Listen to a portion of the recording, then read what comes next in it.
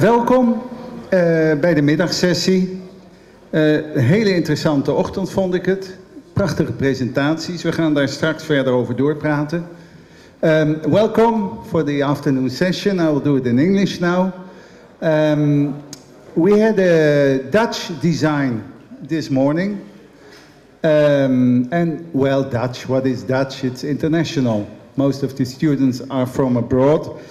And now we have time for the what is called the Köln International School of Design, in Köln, of course, which has been part of this total project. And they did some investigations too. It's two things. We have a film and there is an introduction about the results of the research. And I'm honored to hand the mic to Professor Dr. Geen doctor. Professor Birgit Mager, who is a professor there from, as I understood, from 1995. In the field of social design, no? Otherwise. Try again. Try again. Design on demand. No. Let me try. Shall I try? Yes. Okay, good. Well, thank you very much. Well, thank you for being here. Thank you for listening to our project On the Road. My name is Birgit Mager. I'm a professor for service design at the Köln International School of Design. Köln International School of Design was founded in the beginning of the 90s and tries to redefine the role of design in our society, just as the Design Academy does. We think that designers have to work with real-world problems, with real-world people, and find real-world feasible solutions. And so we work with ecology, with economy, with psychology, with sociology, and try to integrate all this into a design view of the world. The field of service design was absolutely new when I started in '95. Never before in this world anybody ever had taught service design, which is nice. I mean, it's quite an empty field. Now 13 years have gone by, and we work a lot with industrial services, with professional services, but also with social and public services. So we have done quite successful projects with the work on homelessness, the work on dropouts of school, with the work of older people, of all kinds of social and public challenges. And we were really thrilled when we were invited by the city of Eindhoven to work on a project about street prostitution of drug-addicted women here in Eindhoven. That was a challenge, and the project team was 18 students from all over the world, from Brazil, from United States of America, from Denmark, from, I can't name them all now. 5 of these students are here with me today, so we are going to present the results of our project. Karen and I are going to take the lead, but also William and Tanya and Julia and Fee will be there to answer your questions later. First of all, we would like to take you on a little journey into the world of street prostitution, because often we talk about things that we have no idea what we are really talking about. So relax and take a couple of minutes, about approximately 4 minutes of a deep breath, and have a view into the world of street prostitution.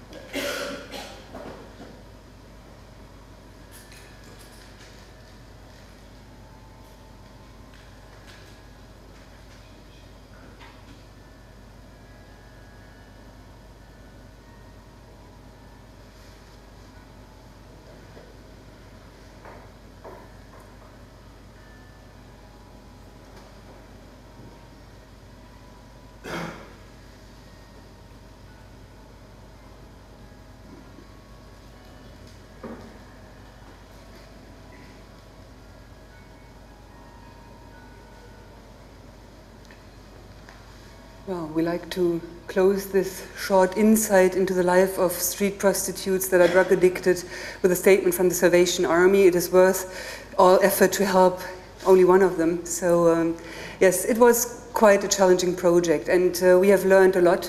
We have learned that you will not stop prostitution. Prostitution has been and will be there everywhere and any time, as long as there are men that want to be clients of prostitutes. We have also learned that street prostitution of drug-addicted women is about the worst thing that can happen, because they do not prostitute themselves out of free will, but they prostitute themselves out of the need for money and the need for drugs. We are not moralistic about prostitution. We think prostitution is something that is there and that can be there. It's absolutely fine, but we have learned that street prostitution of drug-addicted women is not okay, because it is not out of free will, and it is not out of the independent decision of women to live that way. So Eindhoven has faced this problem for very many years, and Eindhoven has taken, I think, a very successful step when they created the Tippelzone. The Tippelzone has improved things very much for the citizens of Eindhoven and also for the women. All the harassment and all the endangerment of children, all the troubles in neighborhoods were solved when the Tippelzone was opened. That was good. It also changed the life of the women for the better. They are now in a safer environment, in a little bit healthier environment, absolutely more protected and more cared for by the Salvation Army.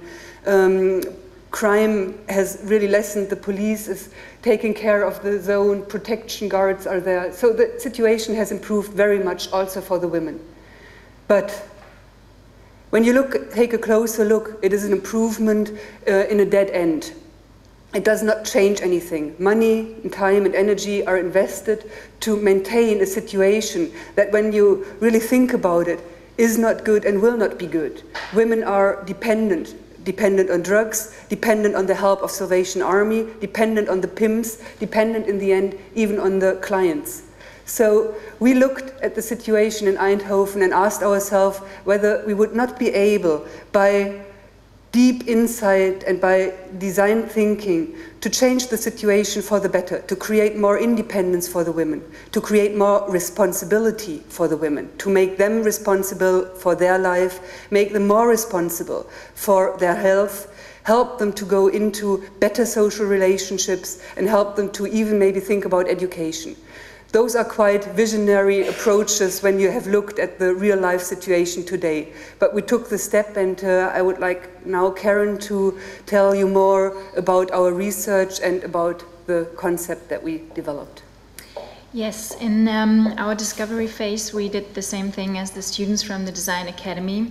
We took a deep dive into the whole situation in Eindhoven. We spent some pretty intensive weeks here in different groups.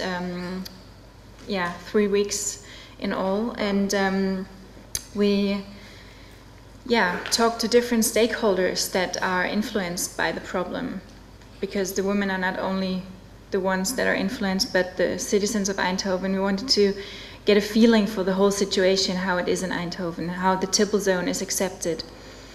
So we talked to a lot of citizens in Eindhoven, did some questionnaires with them, and talk with them about what they associate with street prostitution and the Tippelzone, and they connected street prostitutes to drugs and money and problems and the whole new notions around the whole problem, but they were actually really pleased with the whole situation of the Tippelzone. That the situation is under control, it gives a safe feeling to the citizens of Eindhoven. And they were really happy that the Tippelzone was there to take responsibility for that. But we also experienced, by going to the Tippelzone, the same thing. We felt really safe, and it's a really safe environment and a very good improvement for the women, because they have a safe working environment. But we also talked to the caretakers, and they see the other side of the story, because they provide a really good, stable social platform for the women in the Tippelzone, in the Keet, providing them with the basic needs. But the women don't have any improvement in their life throughout the working environment. So, like Adrio said, that they put a lot of heart into this, but they're not proud of the product because the women's lives are not improved in any way. We developed some tools that we also use in other service design projects to have a method and a tool to communicate with the women and to get some further insights into their world. So we gave these tool bags out to 5 women, 5 prostitutes, and in the tool bag there's a camera and a book with questions, and we had some gift certificates for the women to make them cooperate with us, because we met them for dinner and interviewed them. We went shopping with them and really talked to them one by one about their experience and about their life. We only got 1 tool bag back from the women that wasn't really working, but having personal contact to the women was a big success. Talking to them one by one really had some really good outcomes for us. Also, visiting the Keet was a very important fact because we got very emotional, connected to the women. We talked to them, they opened up even though we didn't arrange any interviews with them that night. We went to the Keet and we got the whole feeling for what was going on there. But we also felt really safe. But we got really some good insights of the women. They told us their story, very open, very self-reflective. Told us that some of them have been to detox 29 times without succeeding, falling back every time. And we were sitting right next to women that had the same age as me, but being a prostitute for 10, 15 years. So that was a pretty emotional ride for us. The women that told us that the whole problem is not only the prostitution and drug addiction, but only being homeless, not having a place to go to when they leave the Keet at night. They have to sleep at a customer's place. They earn their sleeping place during the day for the night. So they have a lot of problems that have to be solved. So after coming back from Eindhoven, we had to take a step back and look at it from a little distance, because we got so involved and got really emotional involved into the whole situation.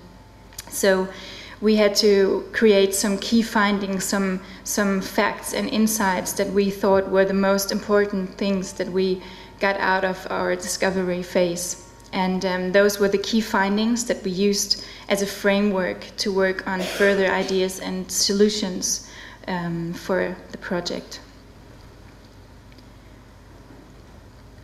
One thing is, like I mentioned before, the citizens and the public gave us the impression that the Tippelzone is wanted, it's under control, and they like that the problem is put away, and they are not concerned about what's really happening with the women. So they're very distant from the situation. Like we also mentioned before, we can't change the demand for street prostitution. We figured out it's no way that we can not have people that go to the Tippelzone and choose street prostitution over window prostitution. And we don't really get in contact to the customers, but from blogs and from websites we got some insights that it's not really about the money issue, that it's cheaper to go to the Tippelzone, but that there are many different reasons for men to choose street prostitution, and that cannot be changed, not by us at least. The women need a stable contact person in their life. The KIET is offering a very stable social platform during the working hours from 8 till 2 in the night. But throughout that, they don't really have a person that supports them the whole way with the problems they have. Like we also mentioned before, the women are dependent on their environment, and that, of course, we know they're addicted to the drugs and to the pimps sometimes, or their boyfriends, how they call them. But they're also dependent on Tippelzone, on the caretakers, on the whole social system. We even talked to a woman that managed to get out of street prostitution, and she still returns to Tippelzone because she's dependent on the social contact to the KIET. So the women are dependent in many ways, of course, the money and the drugs, but also the social part of the whole situation. The women there's a lack of motivation. I mean, what is the perspective? Why should they even quit the drugs? What is there when they actually manage to go through detox and come back? What is there for them? I mean, there is no future that they can actually imagine would be better.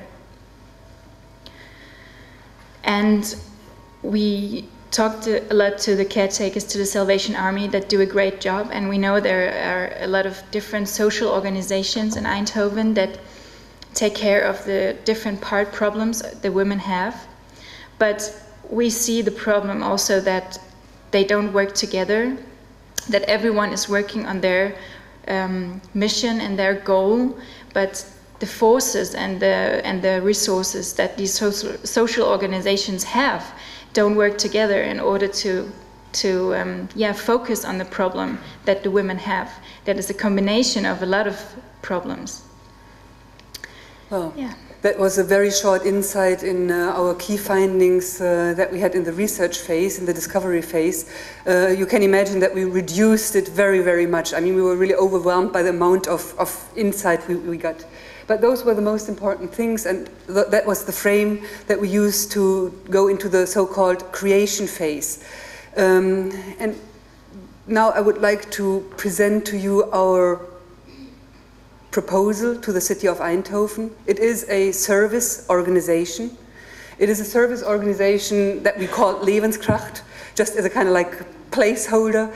And we think that the branding of this service organization is important, to have a clear understanding that this organization is going to deal with the problems of drug-addicted street prostitutes and help to change that situation.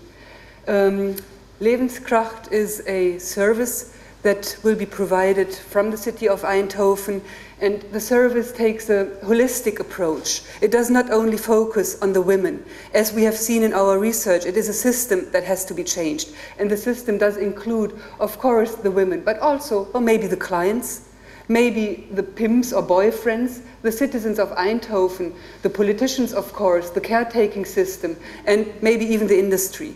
So if we want to find a solution, we need a service organization that tries to be more holistic about the process of change. For if we take a closer look, for example, at the citizens, we have learned that the citizens basically think that the Tippelzone is a good idea, that they do not see a need to change that situation.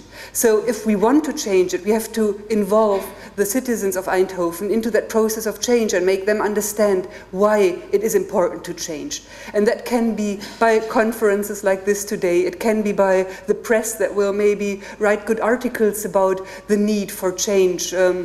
It can also be by public communication processes where we create awareness for the reasons why the Tippelzone will be closed, should be closed, and give opportunities for more insights. So we do suggest, of course, a website where Levenskracht kind of shows what the objective is of Levenskracht and how much money will flow into it and how it works, to give a lot of transparency to the citizens of Eindhoven in order to get the backhold from the citizens for the process of change.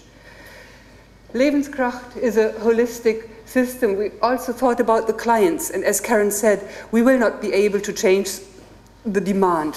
But we could say using street prostitution is a crime. And those men that use it are doing illegal things. That would be quite an interesting solution.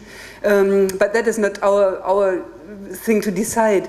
We are not the ones that make the laws in this country. But we thought the minimum we could do is to create awareness with these men that often enough have children seat in the back of their car, that this is something that is worth some responsibility for their health, for the health of their family and their children, and also for the women. So we thought maybe use the Tippelzone during this transition period to, kind of maybe shock with information about the process of change, about the use of condoms. Maybe even, brand the condoms that are given away from the Tippelzone. Just, maybe one of these packages will be left in the car and will create awareness the next morning for the problems that are going on. Oh no, I'm not hinting at women finding it, of course. But kind of, use all these touch points in order to create awareness and just, make clear that something is changing. And also, we would like to invite the men to go on the website. Men obviously use blogs about prostitution a lot. We were really shocked. I can tell you about the stuff that we saw, that we read. It's amazing. So we would invite them to this website, and there they would find something different, some information about health and responsibility.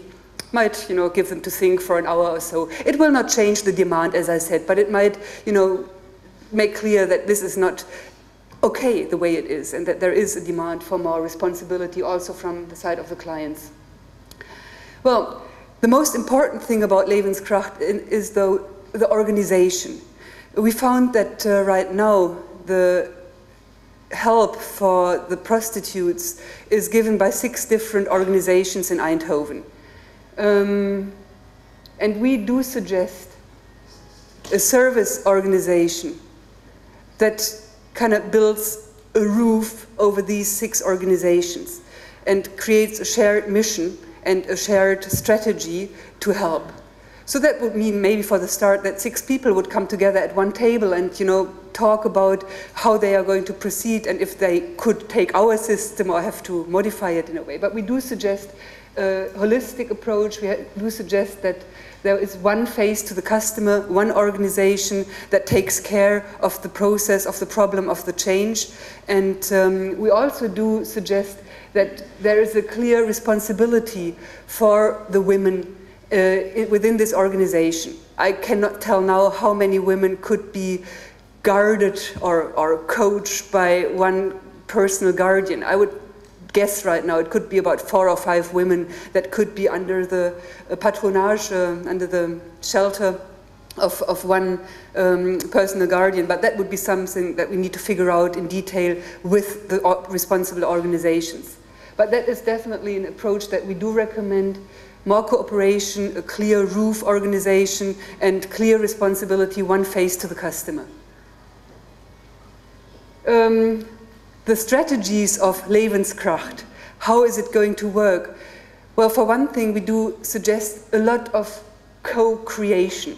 Co-creation means that we can provide a framework, but the details have to be designed with the women, with the caretakers, and so you will now not see a final solution, but we say Levenskracht should be the framework that invites the women and the caretaking organizations to work together on the solution. Also, we think that Levenskracht is a flexible system. There will not be the one solution. We have learned that the women are very, very different from each other, that they have very different potentials, abilities, motivations, and we think that a concept that is successful needs to be able to adapt to these different abilities, potentials, and motivations of the women. So that will not be one frame that can be put on everybody. And another important aspect on the strategies of Levenskracht is that Levenskracht has to take a long-term perspective. We are convinced that there will not be a short-term solution to this topic.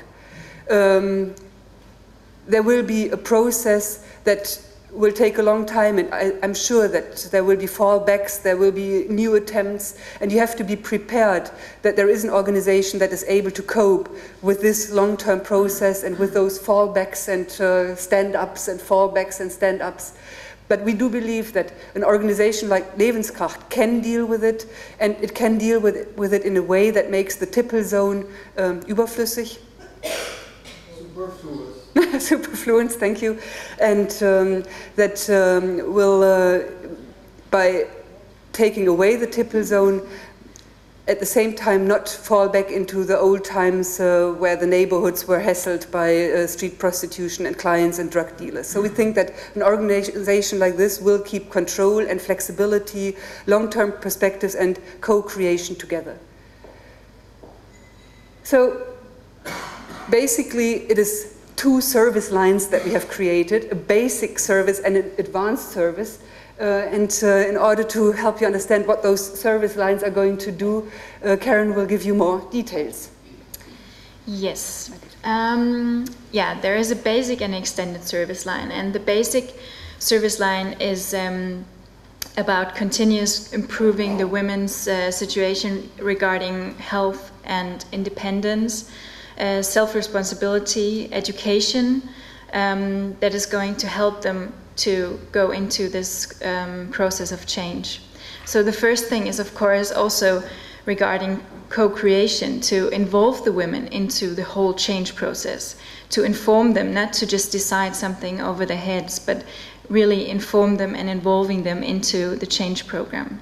So that, of course, would also be something that could be done in a short-term perspective in the basic service lines. The women that are ready and want to be part of this change will actually make a contract with Levenskracht that symbolizes and visualizes this commitment of the women to join this program and to be part of the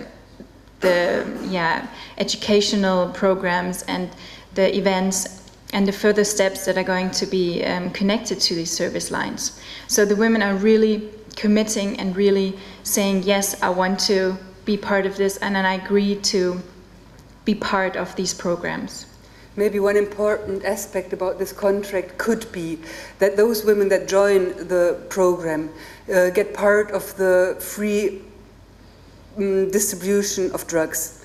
We know that there are certain groups in Eindhoven that are part of that program. So far, the drug-addicted street prostitutes are not part of that program. We do suggest that those women that go into the contract and say, yes, we do want to go for the change, get part of that drug distribution program, because it will make the process of change so much easier, because then the women will not have to work for money to get the drugs anymore, and they will have time and capacities to participate in the change process. And it might be a motivation that kind of signalizes from the city of Eindhoven that they are serious about changing the system. And so that is our suggestion, to think about free drug distribution to those women that go into the contract phase and say, yes, we want to cooperate with Levenskracht in order to get out of the Tippelzone situation. Yes, and also to make this basic service lines more tangible, this change, we suggest some tools that the guardians can use to talk with the women about their future and to make some plans about their future, to be really visual about it, to have this book that really documents and shows the development of the women, so that they also can understand and see and feel what is happening, instead of only talking about it and maybe forgetting it until the next appointment, but really having a tool that makes everything visual that happens. And these women are also going to be the owner of this book and this development, so they're also going to work with it with the guardians. The guardians are also going to provide these women with a structure that they only have through the working hours right now, but having other structures in their lives, having a weekly time schedule where they actually have appointments and they have short appointments that they have to follow and have to come to a meeting with the guardian to provide some kind of change in structure. There are going to be some educational programs that are going to be customized for every woman regarding their ability or their motivation. So they're going to be short courses that are going to be really, hour-based courses, and some medium courses, and they're going to extend also to maybe having educational degrees for the women that are able to do it or ready to do it. So they can build up on each other, but they can also be taken individually. And the rewarding is a really important part of it, also to make this whole change and the success for the women really tangible. So every time the women have some kind of success, going to a workshop, going to an educational program, they're going to receive a certificate, they're going to receive a reward for it, maybe a gift bag for the nail manicure workshop they attended, to really, again, give them some kind of reward for their success. And this success is also going to be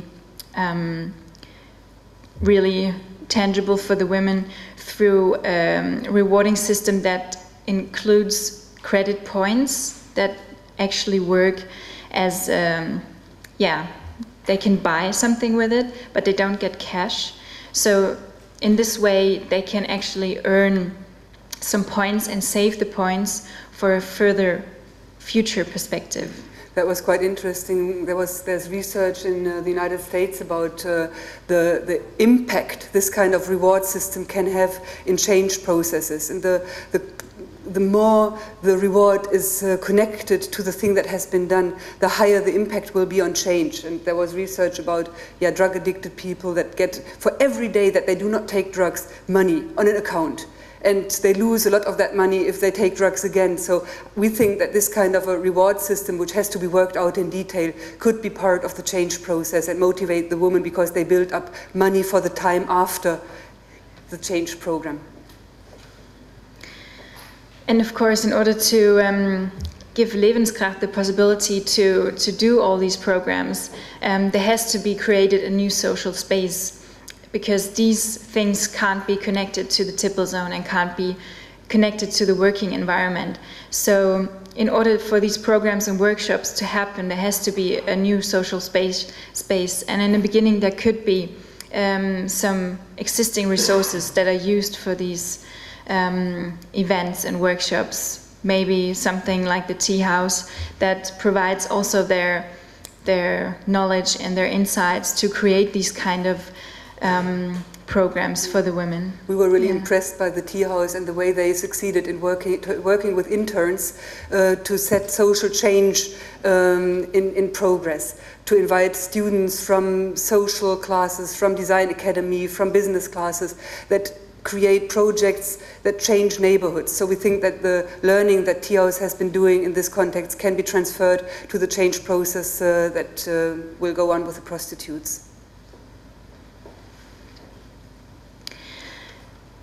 The extended service lines are all about taking care of the long-term perspective the women want to join when they are ready to go into a detox program. So there is going to be another contract that the women are going to sign. As soon as a woman is ready to and really commits to the idea of going to detox and getting clean and going on with really further visions of a future, then there's going to be another contract that also is a commitment to go through this program. And that's also part of preparation before detox. That is also really important because it's not only important to send the women to 2 weeks of detox, but the preparation for it and the detox, the physical detox, and the period after detox is really important, that we call the social detox. But the women are also going to work, again, really tangible and really visual with the guardians on the future visions for their life. And part of that is visiting life after detox.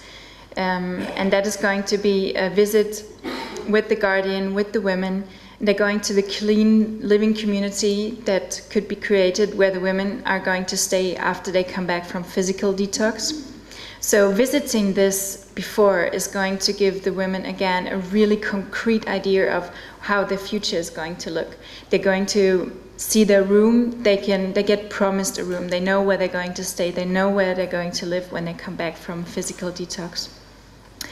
And when they come back from physical detox, the social detox is a really important part, because we also heard from our interviews that this is a really crucial phase in the women's lives when they come back from detox, and the social environment they have is connected to the drugs and the prostitution. So, of course, when you feel lonely and when you come back, and you're really easy to fall back into the old social environment.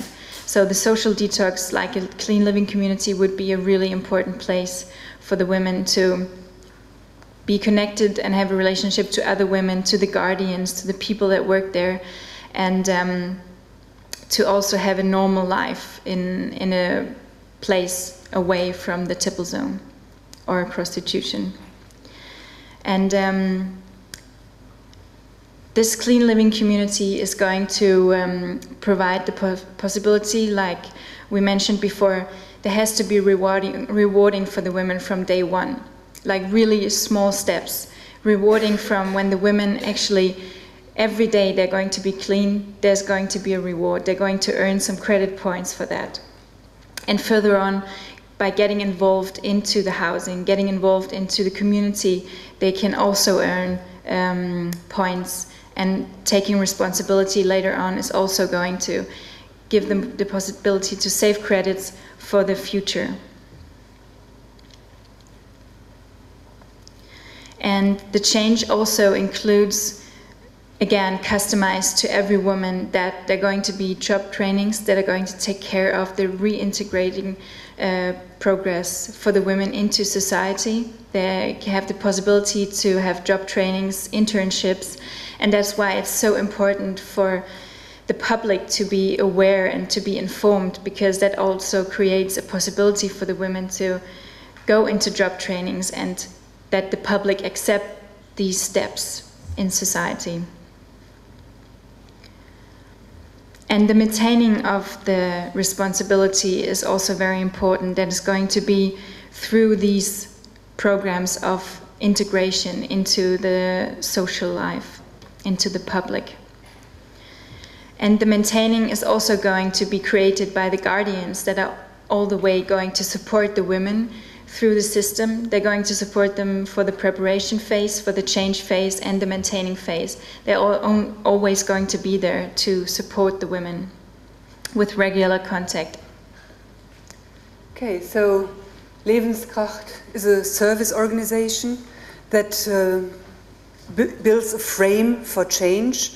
It is strategically positioned as a co-creation process where details will be developed in cooperation with the women and with the caretakers. Levenskracht tries to make the process of change as tangible as possible, because as designers and as service designers we have learned that it's very important to make the immaterial perceivable, and services are immaterial, so by making them more perceivable, they are more real and they are something to hold on to. So we think that by branding it, by making it tangible, it can be something to identify with and to stay in contact with, which is not possible in the moment with 6 separate service organizations that, you know, take partial responsibility for the women. We think that it's a long-term process. We have to build a system that is able to give support before, while, and after detox.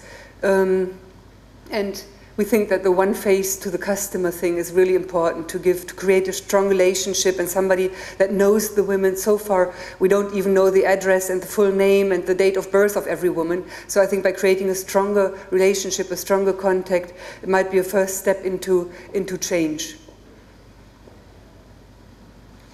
For implementation, we suggest that you start with a pilot group as soon as possible. I think there is not a lot of investment necessary to do it.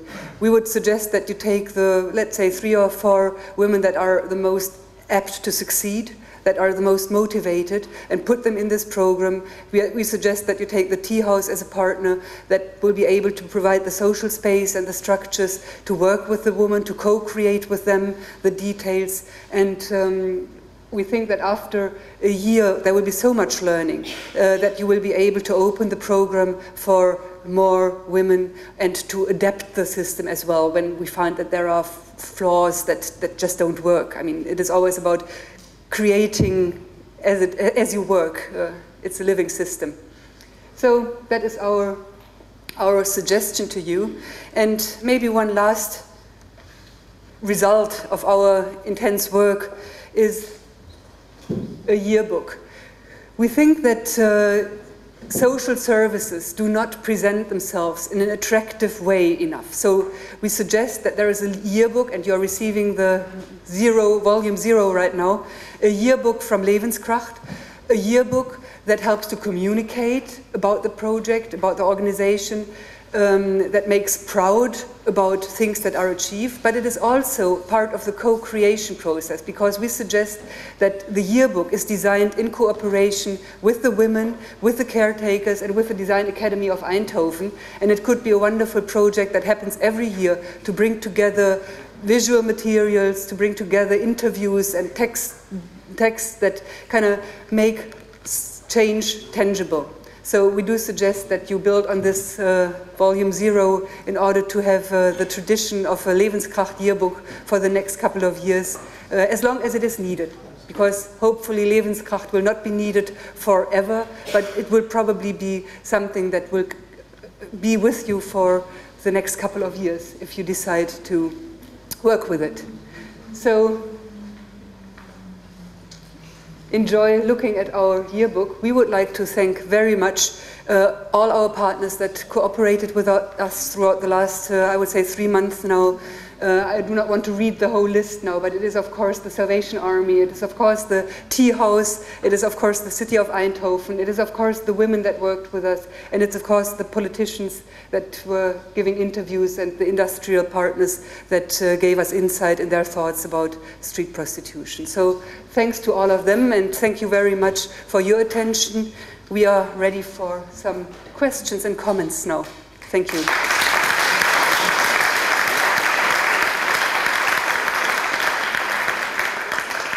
Thank you very much for this crystal clear presentation. You did it so fast that we even gained time. That's not very often. So, as you said at the end, we even have time to have some first question and comments on this presentation. So, some people have microphones, some people have not. So, who is... Okay, you can use the microphone. That's one of our aldermen. My name is Hans Martin Don. I'm an alderman in the city of Eindhoven. I'm very surprised, and nice surprised. What you exceeded in your plans and also in your research, I call it, an integrated program where you're not only looking to the women, for the women, also the caretakers, but you're looking on a more broader perspective. You call it a holistic approach. In the Dutch way, we would probably call it an integrated approach, but it's more a holistic approach. You try to look also to the men who are using these women.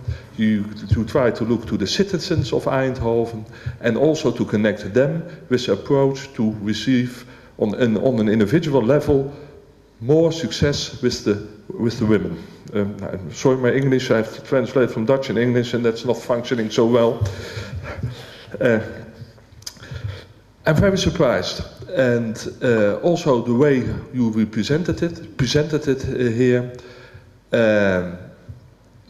on the individual level, not looking only from the care perspective, but also from the activity perspective, and also integrating in that the possibility you get to belonen, reward the ladies when it's necessary. So I'm very interested to read the program, and I promise you I'm going to discuss this with the colleague element and also with the council. And mevrouw Mittendorf is the alderman, the prostitution is on her, in her portfolio, but I promise you to discuss it in... okay.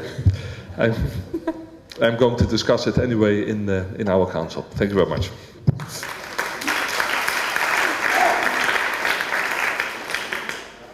More? I have a remark and a question. I'm a mentor at the Design Academy. And first of all, I liked your practical approach. And it looks like you did a lot of research. One thing that I didn't really understand is why in your images you make the women look like criminals. Why they have scrambled faces. I think it's a very, maybe it seems like a small thing, but I think it's rather problematic when you depict the women we are talking about as criminals. So that's one thing, and the other thing is that I'm wondering whether someone who's addicted to drugs, hard drugs, would care about receiving credit points. I think that is really a bit naive. Well, I would like to have your reaction on that. Thank you for your comments. It is not about criminalizing them, but about protecting privacy.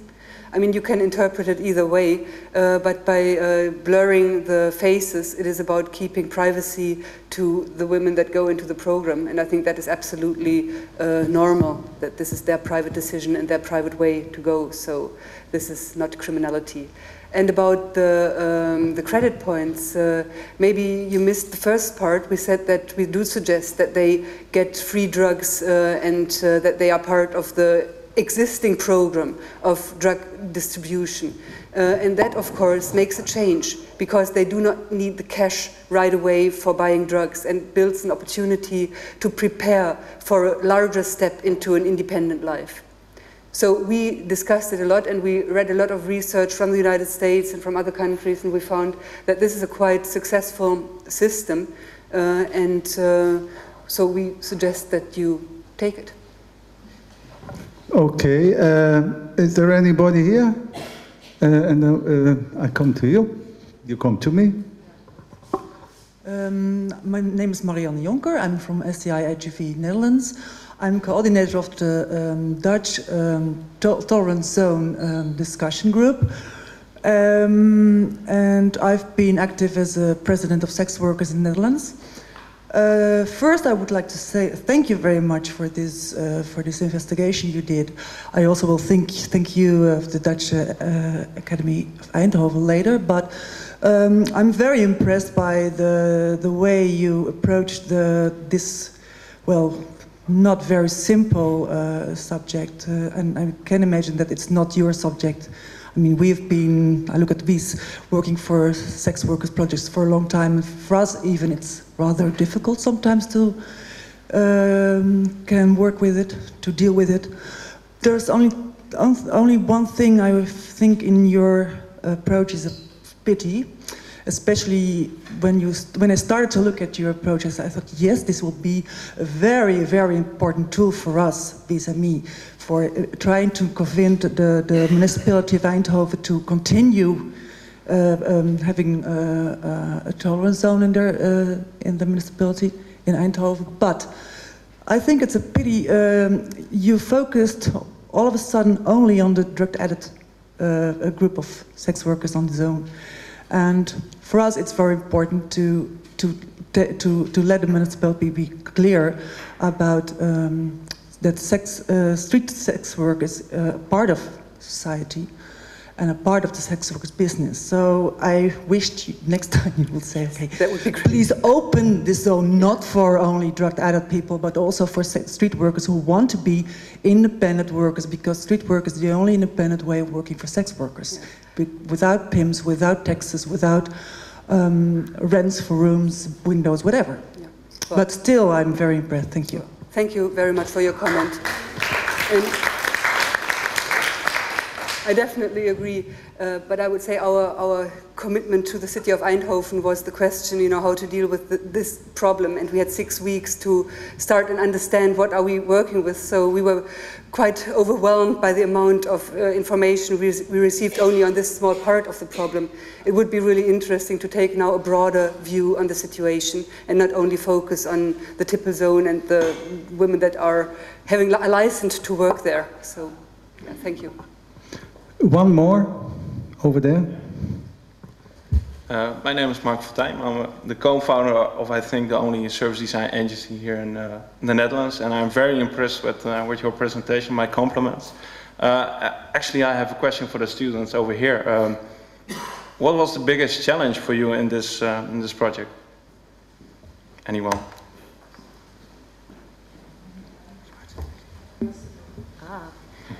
The biggest challenge for us, I think, was to actually really meet these women, because in the beginning we had so many stereotyped images in our heads, and we were kind of really afraid about them.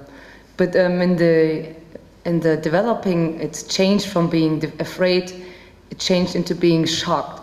And in my case, when I went home after the interviews, I was really shocked about this whole sexual world, you know, men and demanding this violence, sex, and making those, I'm sorry, but those creatures out of these beautiful women, actually, because they are.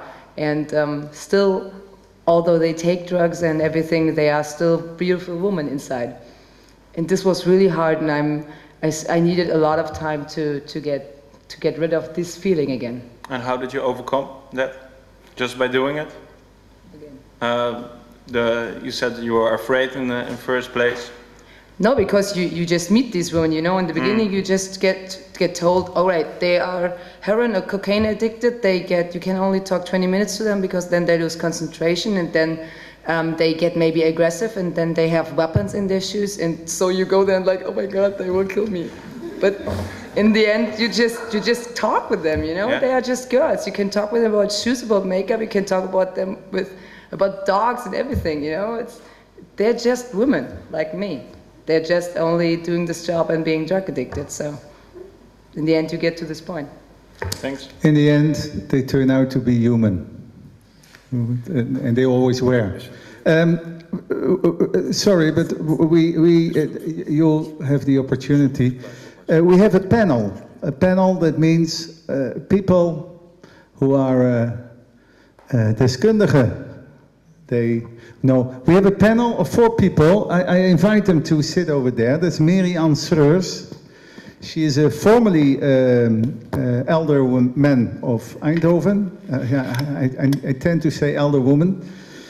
And she is still active, very active in local politics. We have Sarah de Boer from the Tea House. You saw it passing by. She will take the opportunity in a few minutes to introduce herself. Lies Wekers, she is from the Salvation Army. The Salvation Army was also part of this project. And at my left, Veronique Burskens from the city of Eindhoven. 4 women.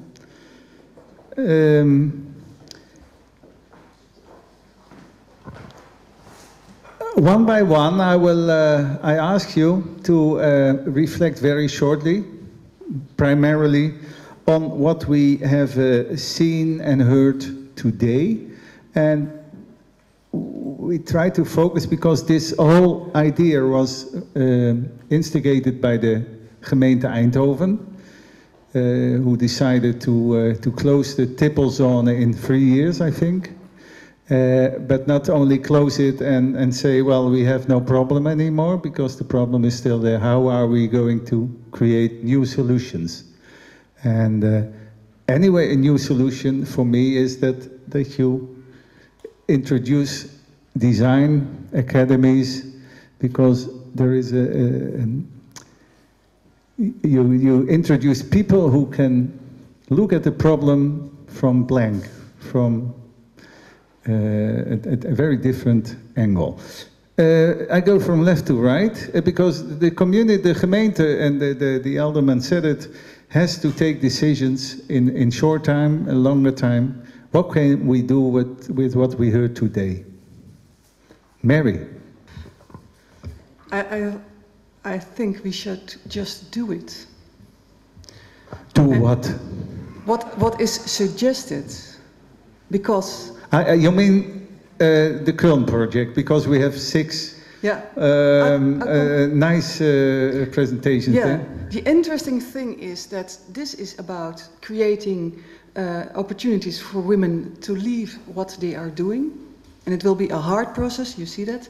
And the other side is about catering for the possibility for street prostitution in a way. So that's the big difference. What makes service design work is that you really put people central, but all people, not only the prostitutes, but also the environment, also the workers, also the whole package deal. There are a lot of people involved, that's what you call a society, and you look at the whole. That made it so difficult, but that also makes it so tremendously strong. You really have looked at all people involved, and you try to build a structure that makes it able to work with all at the same time. The interesting thing is that what they saw is that we have 6 different organizations all doing a little bit, and that's saying that nobody actually is doing anything at all. But that's a very simple case, because I read about problems where 12, 14 organizations are working. Yeah, it's how our society is built. So what makes service design is so strong is doing 2 things, just on the one hand putting people central, and on the other hand making the workers be able to do their work together, because everybody has a piece of the puzzle and you have to be able to put the puzzle together. And our society is organized in a way that is very difficult. It's very difficult to do the thing you are good at, also as a worker, as a social worker, as everybody. So the structure that she creates is not about building a big new organization, no, about building an organization in which the things are really done from the outside on. Okay, thank you. I'd like to come back on that statement, but first I take you to the tea house. Yes. Okay. Well.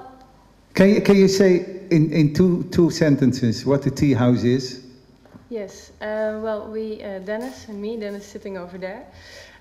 We give students the opportunity to do an internship at our place. It's a physical building in Oud-Woensel, and they apply their ideas to make a better place of this achterstandswijk of Oud-Woensel. Krachtwijk heet dat tegenwoordig. Ja, kracht. Yeah, and we focus on different target groups.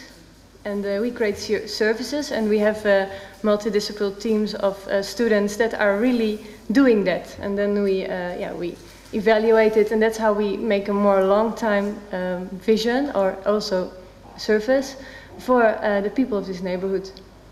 Okay, about today. About today. Well, the question was to find alternatives because the zone is going to close, and the other one to improve the life of the women. And I very much agree that the caretakers need to share the same vision. Right now it's not a crystallized plan they have, but it's more that everybody has his own solutions, but if they will more get together through a plan around a person, a woman, then it can work, I think. And I also saw that from the Kist again. For Design Academy, I also thought the physical solution is a way to start.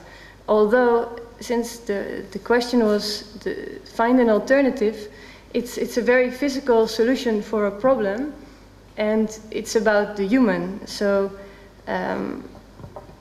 I liked more the service-orientated solution. That how can I say, to create the conditions in the future for really working with the women. Okay, thank you. Wie wants to talk in Dutch? Maybe we can translate it. Oké. Lies Zwekers, hè, van Salvation Army. Ik ga het inderdaad in het Nederlands doen. Het is makkelijker voor mij of in het Nederlands te praten dan in het Engels.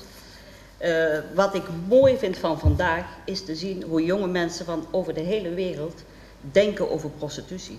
Ook de grote verschillen die we gaan zien in hoe het gaat moeten in de toekomst. Wat ik vooral mooi vind van hetgeen wat uit Keulen komt, dat het zo lijkt dat het zo makkelijk zou moeten gaan. Dat het zo zou moeten kunnen. Ja, zoiets schoot ook al door mijn hoofd. Maar wat wil je... you translate it? I translate it? I translate it. Here. Okay. In front of you.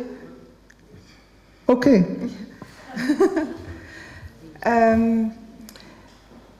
I'm talking in the personal... I'm talking I, but I mean her.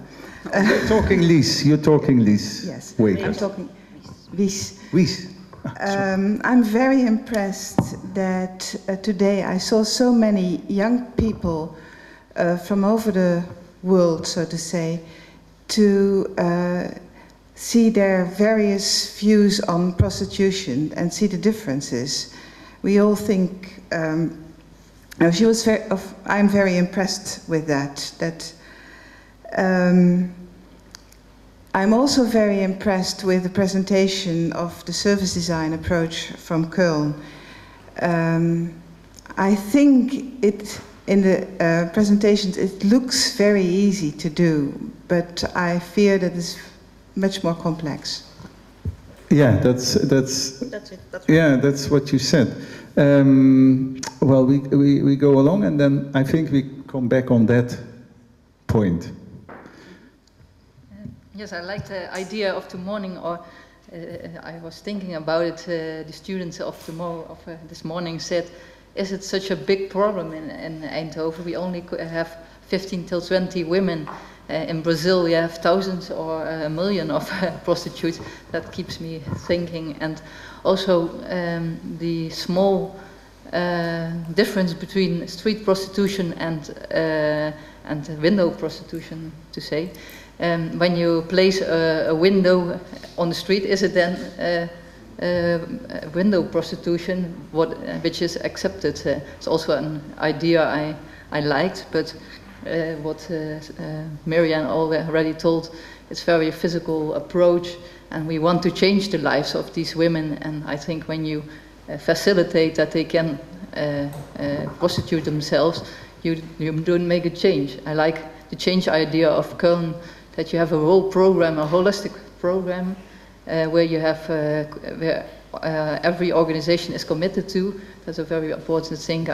And you have the same shared method and approach to the women. I like that idea. And also the element that you isolate women from the context and situation they are in. When they are in the extended phase, you isolate them from the context and situation they were in before.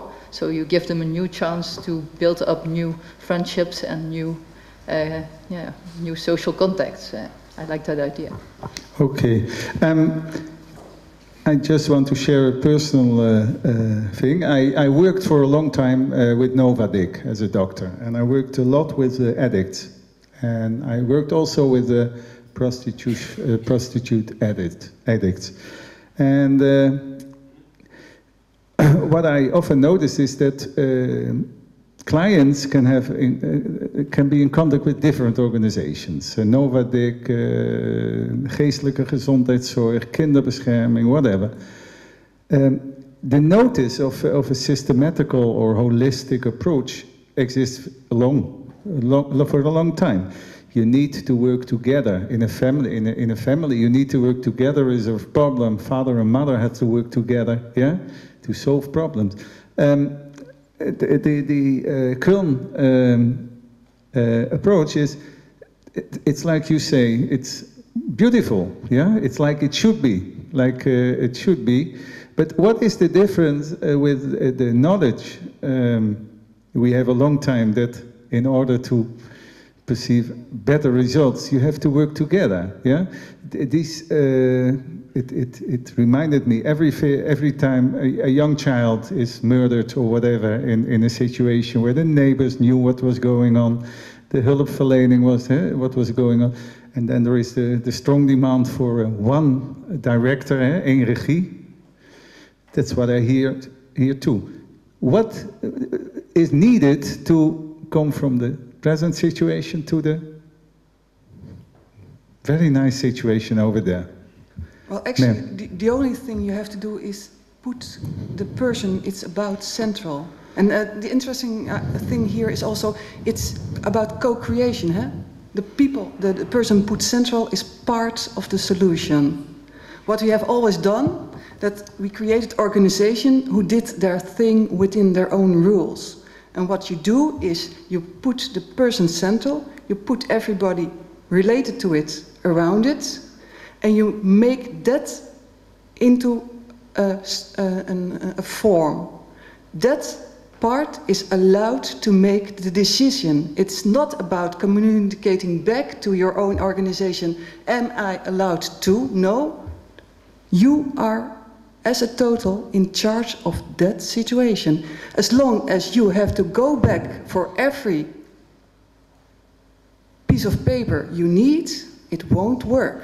It's about making organizations really do what they also want to do without putting their own organization central. That means that there's a kind of you have to change radically in your approach, because like you put it, okay, I'm the new director, yeah? And I call all the organization and I said, I put you here, I put you here, I put you here, I put you here. Yeah. But is that the way it will going to work? How do the organizations, they have to adapt to it, I think. Well, that will be very hard. One of the things is... They have to want it. Well, one of my ideas is that you have to get rid of the middle management. That's my point too. Yes, let's. Is there any middle management here? Yeah. Okay, we get rid of you. I want to ask to somebody. Is there someone of one of the organizations we're talking about? Yeah. Okay. Can you react? En what organization? Nou, ik doe het even in het Nederlands ook. Ik ben Cor Lauwers, ik ben netwerkinspecteur van de politie en ik zit in de stuurgroep Tippelzone. En ik bestrijd dan ook heel krachtig het beeld wat mevrouw Scheurs schetst. Dat wij als 6 betrokken organisaties niet samen zouden werken, dat we niet mandaat hebben binnen onze organisatie om dingen in gang te zetten. Dat hebben we wel degelijk. Onder voorzitterschap van Veronique Beurskes. Wies zit onder andere in de stuurgroep en enkele anderen die hier in de zaal zijn. En ik denk dat die het met mij eens zijn dat wij als stuurgroep heel veel goede dingen gedaan hebben en in de toekomst ook zullen doen met betrekking tot de Tippelzone. Can we translate it? I'm inspector of the police in Eindhoven, and I participate in the steering group of the Tippelzone project. And I do not agree with the image which has been drawn by Marianne Scheurs. We, in our steering group, all the participating organizations do have a mandate for their actions. And we have done good things and we will do good things together. If I may apologize, it was not my intention to say that the steering group is not functioning very well. Because actually you can see that the Tippelzone is functioning very well. It has to do with another kind of problem. If you want to take care that the change can be made, because that is the key issue. Huh? How can you create change? You have to make a cooperation like your structure in which people are able to act, within which this change can be made. So I was really not referring to what is done. I was referring to what should be done if you want to make it possible to go for a better life. To make the difference. And I also want to apologize to the students from the academy, because it looks like they are left a bit out. What I found very interesting in their presentations is that they confronted us, all being from the outside, with the way Dutch society thinks. For example, the first project is about, would it be possible in Holland to say, hey, this is the place where prostitution takes place, or won't we allow it? Are we ready to invest in a structure, a physical structure that is beautiful ik ga even over het Holland. No, as a place where prostitution is taking place. A pretpark. Yeah. But also just a beautiful environment that costs money. Are we ready to use money for that? And the other way, what is the relation between care and clients? Is that a mother and a child way of thinking? Well, in all those different projects, they really make you think about why do we do the things that we do, and are we making it possible for people to change or not? So both sides, the side here and the side there, are very interesting from a political point of view, but in a different way. Here you have a solution, and there you see that society may have to go in a different way. We have to see if we have a solution here, because what I notice is that there is a kind of new elan, hope. It can be different, but what I see is that things like detox, etc., etc. In the end, it might be that only a little part of this group is tending at the end to get out, to have a detox.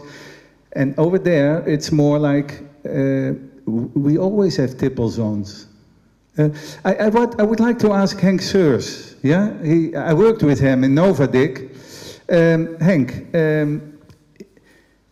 in a week you will have a phone call, and that's a new organizer in this model. Yeah. And he says, okay, Novadik, you work with me. How will it be? Nou, ik wil ook wel even in het Nederlands reageren, want dat is voor mij ook makkelijker. Want ik vind het erg moeilijk worden. De discussie die we hier voeren gaat volgens mij over de Tippelzone. En het gaat niet zozeer om het hele prostitutiebeleid in Nederland of dat aan te gaan pakken. Dat vind ik één. Ik vind de presentatie trouwens erg goed. Ik vond ze voor ons ook, zijn er nieuwe ideeën die je uit kunt werken daarin. En ik wil wat mijn collega van de stuurgroep ook vertelde van de politie. Wij zijn inmiddels 2 of 3 jaar op weg met die Tippelzone. We doen dat met een aantal instellingen. En als je ziet de resultaten die we gedaan hebben, dan is dat bij deze doelgroep, vind ik zelf, erg goed. Ook al zeg ik het van mijn eigen instelling en van een andere instelling. Maar dat kan niet doordat we zo goed met elkaar hebben samengewerkt. En het probleem is niet dat wij nu de Tippelzone, dat we het anders willen doen of dat we het anders moeten doen. Maar het probleem is dat wij voor het feit staan dat wij nu in één keer dat er gesteld wordt dat we met de Tippelzone iets anders moeten gaan doen. Terwijl we in een ontwikkelingsfase zitten waarin wij nog wel perspectief zien. Een ander punt wat ik aan wil... Wait. Eens even een stukje vertalen. Want je praat heel snel. Ja, sorry. En in het Limburgs, dus... Oh nee, maar dat valt mee. Oh, dat valt mee.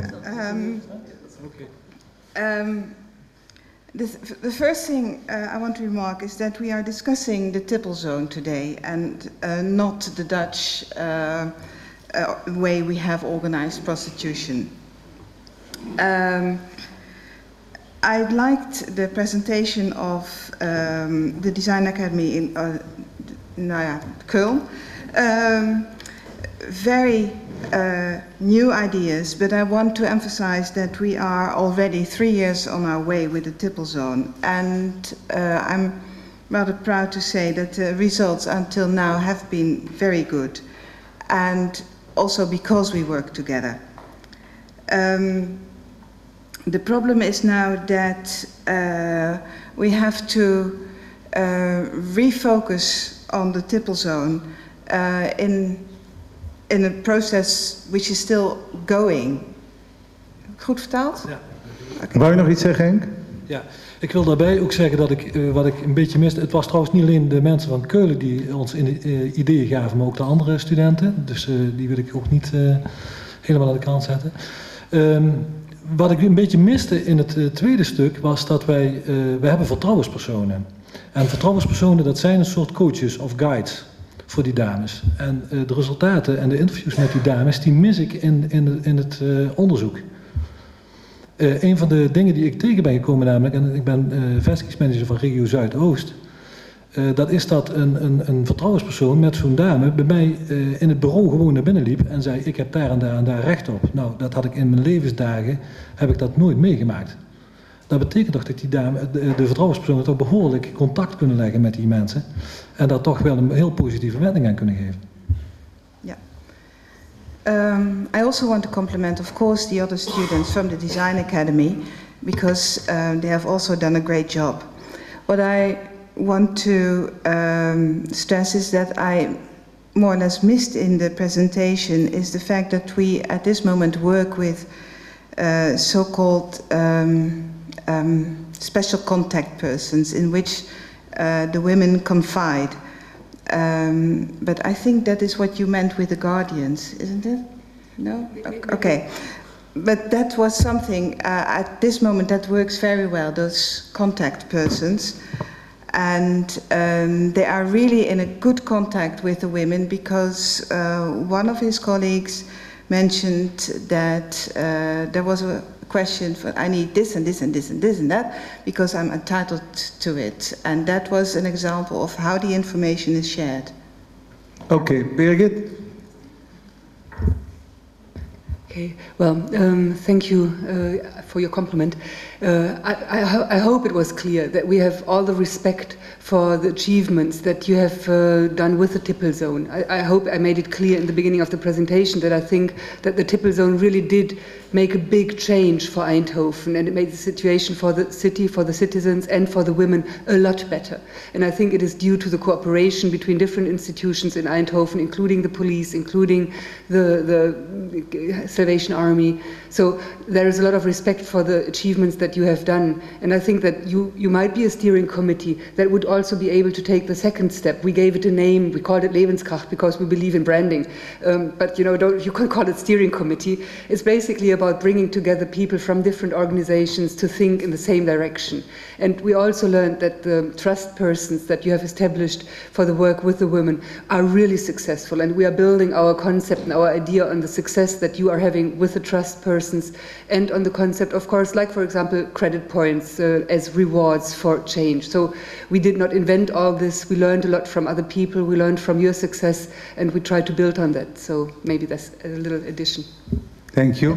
Ik wil ook nog even benadrukken dat we inderdaad met de vertrouwenspersonen een veel beter contact zijn gekomen met de dames, maar dat we dan een stap verder moeten gaan. Er is ook gebleken dat we buiten de openingstijden van die Tippelzone redelijk weinig zicht op het leven van die vrouw hebben.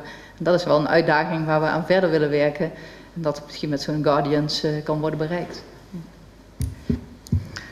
I want to say that through the trust persons we do have improved the contact with the women at the Tippelzone.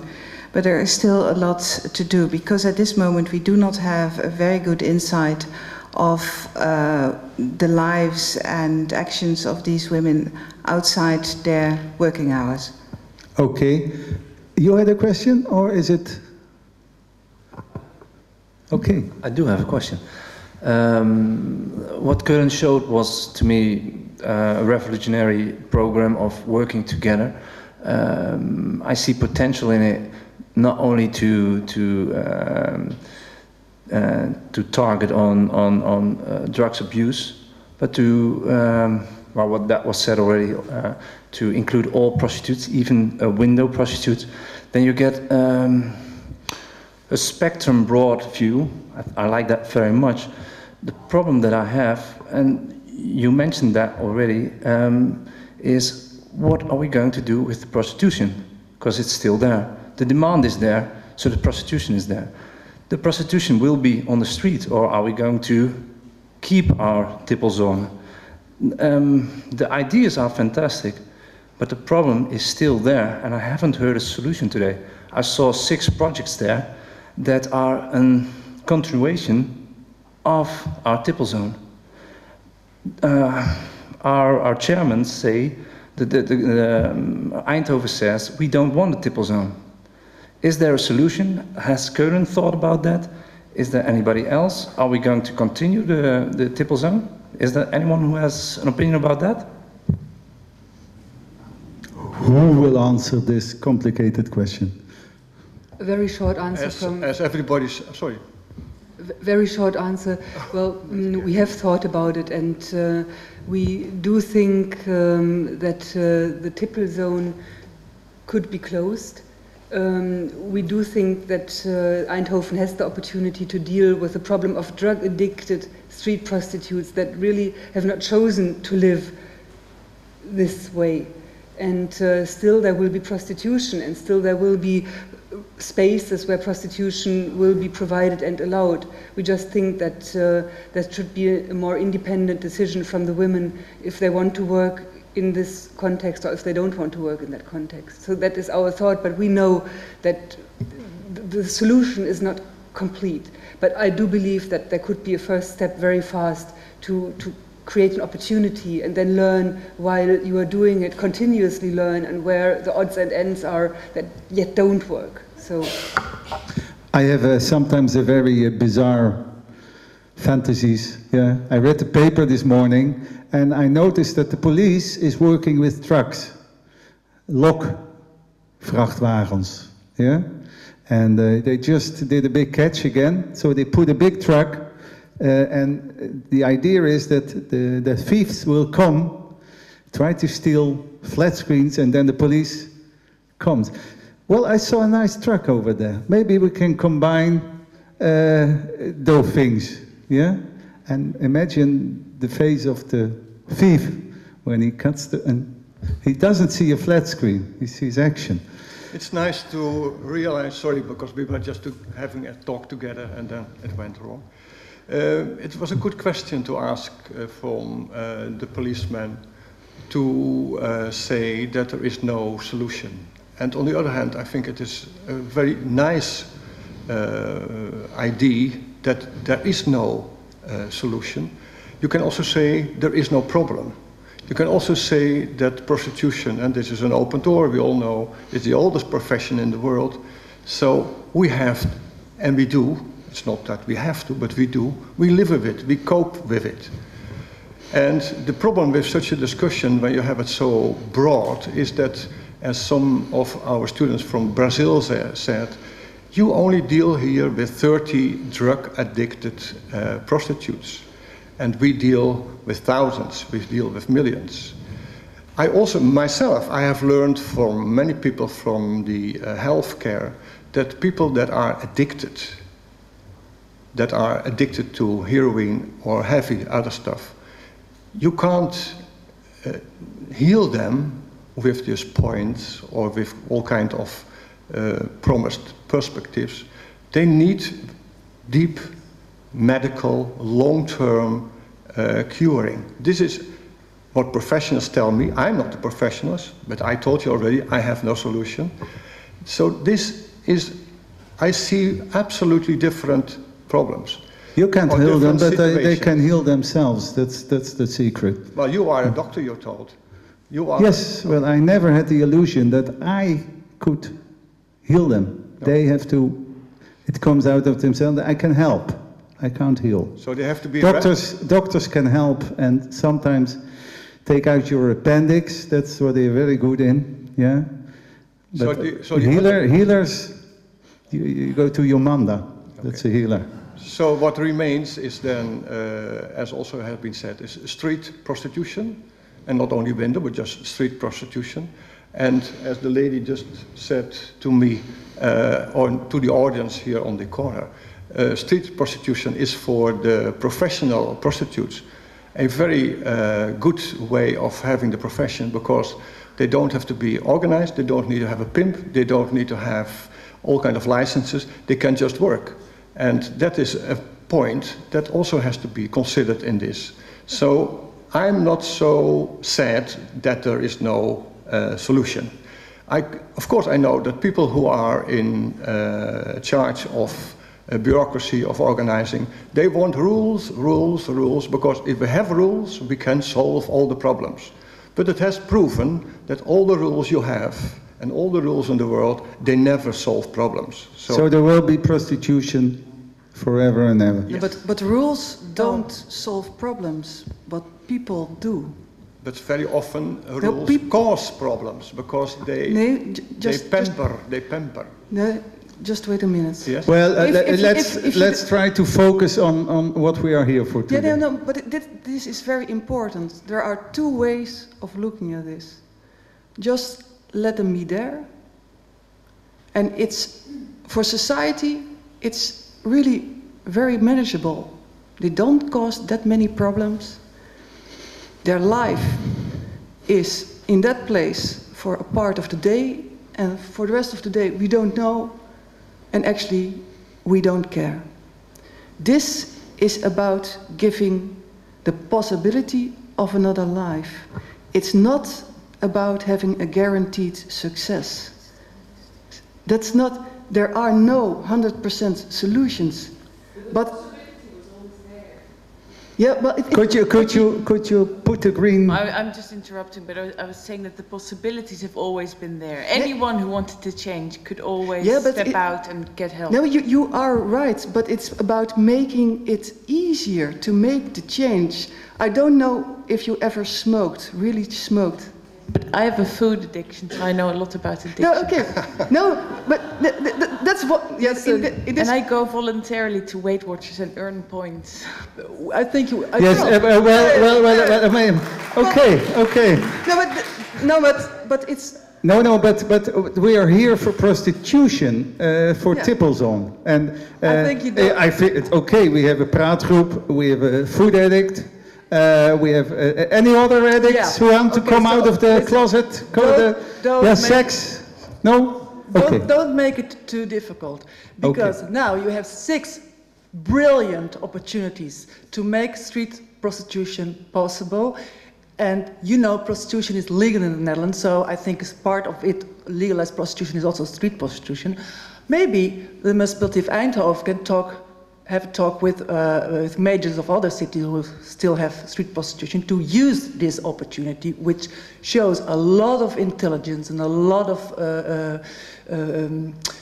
being concerned about human rights and a lot of, how do you call it, decency and respect.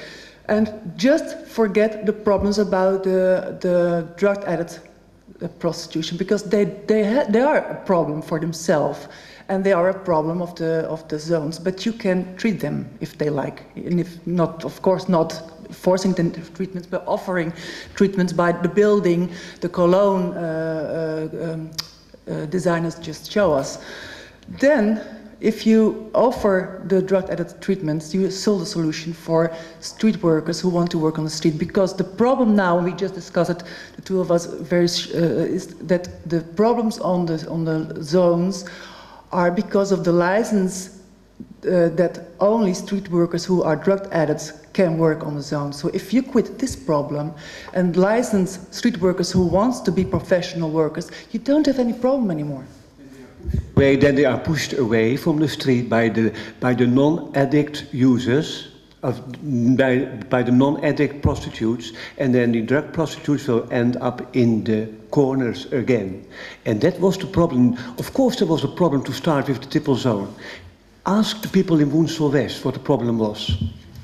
Who are you? I'm a city councillor. You are? I'm a city councillor. A city councillor. What does that mean? Raadslid. Raadslid. For what party? Does it matter? Yes, it matters a lot, because maybe I elected you, so I want to know. CDA. Christian Democrats. Yes, oké, CDA. Mag ik toch gewoon vooruitkomen? Ja? Het zijn mensen die komen voor een voetverslaving uit. Ik praat over een bizarre fantasieën. En hier is iemand die heeft moeite om te zeggen dat hij van de CDA is. Nou ja, het kan. Zeg het eens, Sarah, want jij bent van de praktijk, zal ik maar zeggen. Ja. En ik vraag me wel eens af of heel veel mensen die hier steeds aan het praten zijn ook van de praktijk zijn.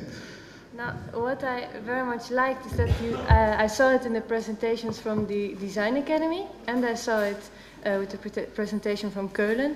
It's about co-creation. You see it with the fashion part, that they want to create something together, and you see it also in the interviews, the caretaker program that was more from Keulen. And I think the steering group that's sitting over there, and also Wiese sitting here next to me, they are doing like pioneer work. You kind of build the ground, and you also did the real field work. And with these preparations, now students show directions. You know, it can go different ways. And as I already said, it's co-creation is with people. So actually, funny thing is that this morning I learned from a student from the tea house, and her name's Marijke, she sits over there. There's something that's called an eigen krachtplan, and it means that all the involved people make the plan. And it can be about a person and his personal surrounding, but it can also be about a woman in need that's drug addicted, prostituting with her surrounding. And then I don't mean the pimp and the people that bring her down, but I mean the people that are involved with her to help her out. That's clear. Yeah. Thanks. We're coming to the end of this meeting. It's a presentation of plans, of possibilities, of a different way of looking at problems. That's very enlightening. The last word is not said because there is a plan from the gemeente, but you can't just close something.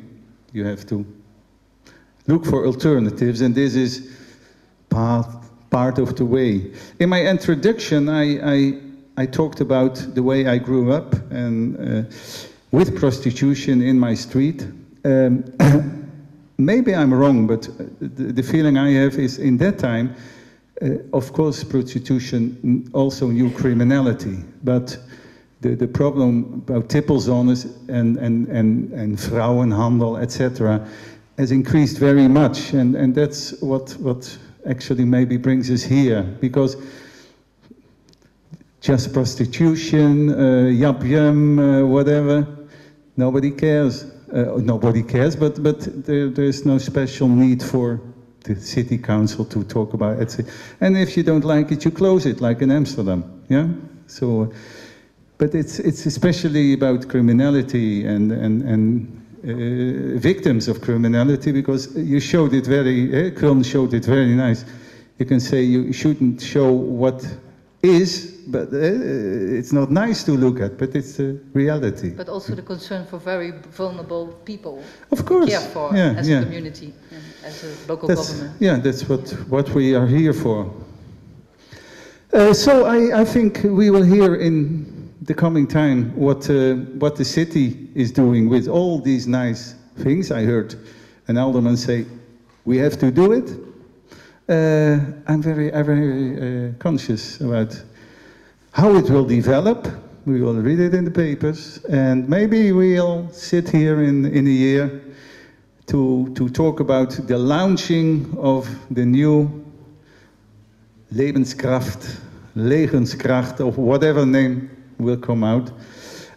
Ik bedank iedereen. I thank everybody for their attention. I thank the students and the Design Academy and the Köln University for all they did, yeah, and I hope to see everybody back continuing in this solution for what is a very hard problem, I think.